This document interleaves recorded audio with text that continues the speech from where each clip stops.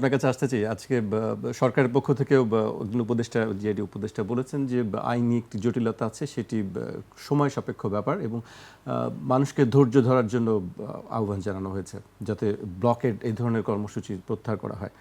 আপনি কি মনে করেন আসলে আইনি প্রক্রিয়াটা কেমন? ধন্যবাদ। প্রথম কথা হচ্ছে যে বাংলাদেশে আমরা এখন এমন একটা সময়ে বাস করছি যেখানে একদম তৃণমূল থেকে শুরু করে কেন্দ্র পর্যন্ত আমাদের কোনো নির্বাচিত প্রতিনিধি নাই। আমাদের ইতিহাসে এটা আনপ্রেসিডেন্টেড টাইম। ৭১-এর যুদ্ধের সময়ও আমরা দেখেছি যে আমাদের নির্বাচিত পঞ্চায়েত চেয়ারম্যানই ব্যবস্থাটা তখনও বহাল ছিল এবং সারা বাংলাদেশে তখন যে আপনার পাকিস্তানি সেনাবাহিনী যে রাজাকার বাহিনী তৈরি করেছে, এটা কিন্তু ওই যে স্থানীয় পঞ্চায়েত নির্বাচিত চেয়ারম্যান মেম্বারদেরকে দিয়েই তারা তৈরি করেছিল। তো সেই বাস্তবতায় যখন খুব অ্যাব্রাপ্টলি আপনার আগস্ট সেপ্টেম্বরে সরকার ক্ষমতা নেওয়ার সাথে সাথে ৬-৮ সপ্তাহের মধ্যে চিঠি দিয়ে প্রায় সকল জনপ্রতিনিধি সকল যারা ছিলেন নির্বাচিত অনির্বাচিত মনোনীত আওয়ামী ফর্মে তাদের পুরো নিয়োগ প্রসেসকে বাতিল করে দিলেন, এক্সেপ্ট ইউনিয়ন পরিষদটা রেখে। যেহেতু ইউনিয়ন পরিষদও পুরোপুরি আওয়ামী লীগের দখলে ছিল, আওয়ামী লীগ দখল করে নিয়েছে, অধিকাংশ ইউনিয়ন পরিষদের চেয়ারম্যান এবং মেম্বার এখন পলাতক। যারা একটু বিরোধী ফরম্যাটে অথবা বিদ্রোহী হিসেবে নির্বাচিত হয়েছে তারা এলাকাতে আছেন। তো এখন এই প্রসেসের ভিতরে সংকটটা কোথায়? এখানে যিনি ক্ষমতা হারিয়েছেন অথবা ক্ষমতায় যাওয়ার যোগ্য ছিলেন বলে মনে করেন কিন্তু চেয়ারটা পান নাই, তার জায়গা থেকে এটা দেখবার একটা জায়গা আছে। আমি রাজনৈতিক কর্মী হিসেবে দেখি নির্বাচিত জনপ্রতিনিধিরা স্থানীয় প্রশাসনে না থাকবার কারণে প্রতিদিন জনগণের যে ভোগান্তিটা হচ্ছে, আপনি ধরেন এক জায়গাতে রাস্তা খোঁড়াখুড়ি হচ্ছে, বছরের এই সময়টাতে আমরা যারা এই সকল বিভিন্ন শহরে রাজধানীতে থাকি তাদের দেখবেন যে ব্যাপক ভোগান্তি হয়। আমার নিজের মহল্লাতে আমি দেখছি গত ৪ মাস ধরে রাস্তা খোঁড়াখুড়ির কারণে বৃষ্টি হচ্ছে, মানে বিশ্রী অবস্থা, বাবা মারা বাচ্চাদেরকে নিয়ে যাওয়া আসা। এখন আমি কাকে বলবো? কাকে বললে পরে তাকে জবাবদিহিতা করানো যাবে? যেমন ধরেন আপনি যদি ইঞ্জিনিয়ারকে বলেন, ইঞ্জিনিয়ার তো আমার কাছে জবাবদিহি করতে বাধ্য না, তার চাকুরির যে রুলস অফ বিজনেস।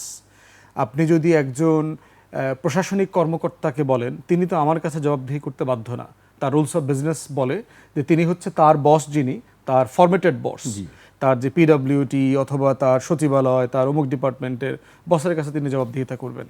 নির্বাচিত প্রতিনিধি হইলে তিনি আমার কাছে জবাবদিহি করতে বাধ্য ছিলেন, তিনি আমার কথার উত্তর দিতে হবে তাকে, এরকম একটা ব্যাপার। তাহলে সেই জায়গাতে আমরা সারা বাংলাদেশে দেখতে পাচ্ছি যে একদম স্থানীয় পর্যায় থেকে শুরু করে কেন্দ্র পর্যন্ত আমার ইনফ্যাক্ট নির্বাচিত জনপ্রতিনিধি নাই।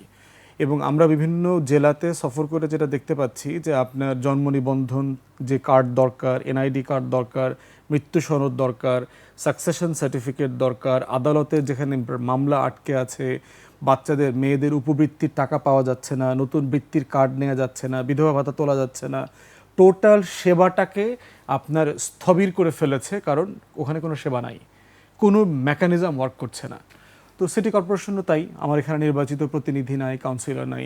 সেজন্য হয়তো আপনারা দেখে থাকতে পারবেন যে আমরা কিন্তু অনেকে গত সেপ্টেম্বর অক্টোবর থেকে একটা দাবি তুলেছি যে নির্বাচিত কাউন্সিলর যারা ছিলেন পৌরসভাতে এবং সিটি কর্পোরেশনে, তাদের ভিতরে যারা ফ্যাসিবাদ বিরোধী প্ল্যাটফর্ম থেকে হয়েছেন, ধরেন বিএনপির বিদ্রোহী প্রার্থী, জামাতের বিদ্রোহী প্রার্থী, স্বতন্ত্র প্রার্থী, অথবা ধরেন অন্য কোনো রাজনৈতিক দল থেকে বিদ্রোহী আকারে ইন্ডিপেন্ডেন্টলি হয়েছেন, যিনি আওয়ামী আমলে আওয়ামী লীগের বিরোধিতা করেছেন, জেল খেটেছেন, একটা নীতিমালা করে তাদেরকে আপাতত দায়িত্ব দেওয়া যায় কিনা প্রশাসক আকারে।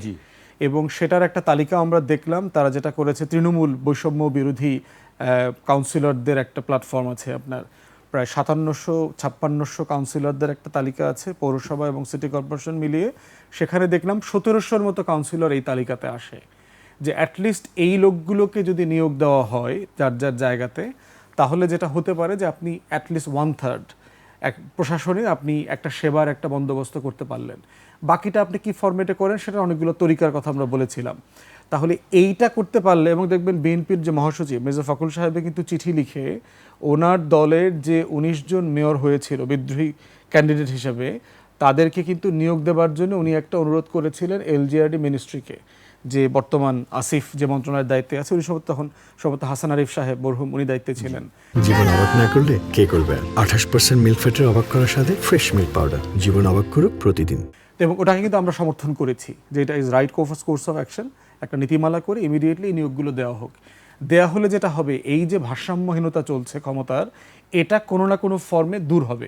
যদি মনে করেন যে করা যাবে অবস্থা না, চলছে সেটার কারণ কি আসলে, সেই জটিলতাটা কোথায় আসলে, আমি সেই ব্যাখ্যাটা জানতে চাচ্ছিলাম। না এটা মানে বিষয়টা তো আপনি খুব মাইক্রো আকারে দেখতে পারবেন না। বিষয়টাকে যদি আপনি ম্যাক্রো রেজলিউশনে না যান, তাহলে তো এটা আপনি সমাধান করতে পারছেন না। আপনি এক জায়গাতে একজনকে দিলেই তো হচ্ছে না, যে আপনাকে তো টোটাল কান্ট্রি ওয়াইড একটা সলিউশন করতে হবে। আপনি একটা পলিসি ডিসিশন যখন নেবেন, তখন দেখতে হবে যে এটার বেনিফিট এবং লস কার জন্য কতটুকু রাষ্ট্র আকারে।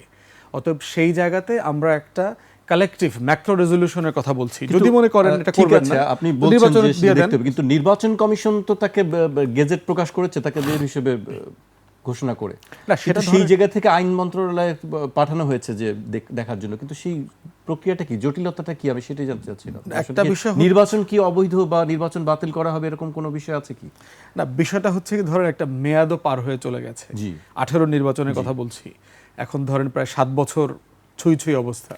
তো তার 5 বছরের টার্মটা তো পার হয়ে গেছে। যেটা করা যেতে পারে, ধরেন আমরা এর আগেও বলেছি, এরকম লোকদেরকে, ইশরাককে আপনি প্রশাসকের দায়িত্ব দিয়ে দেন দক্ষিণের, যদি সবাই ঐক্যমতের ভিত্তিতে একমত হয়, আপাতত তাকে দায়িত্ব পালন করতে দেন। যদি মেয়র হিসেবে দায়িত্ব দিতে নাও পারেন, কারণ মেয়র দেওয়ার একটা টেকনিক্যালিটি আছে, যেটা তুষার ভাই কারেক্টলি বলেছেন, যে একটা পলিটিক্যাল পজিশন ছিল যে আমি নির্বাচনটা মানি না।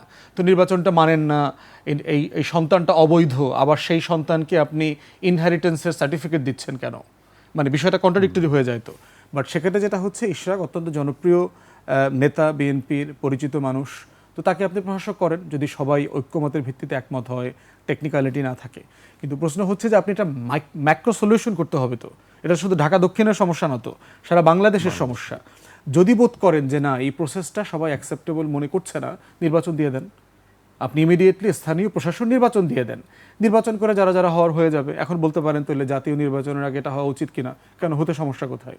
বরং হইলেই তো আপনি বুঝবেন যে আমাদের নির্বাচন কমিশন, আমাদের প্রশাসন, আমাদের আইনশৃঙ্খলা বাহিনীর জাতীয় নির্বাচন করবার সক্ষমতা আসলে তৈরি হয়েছে কিনা।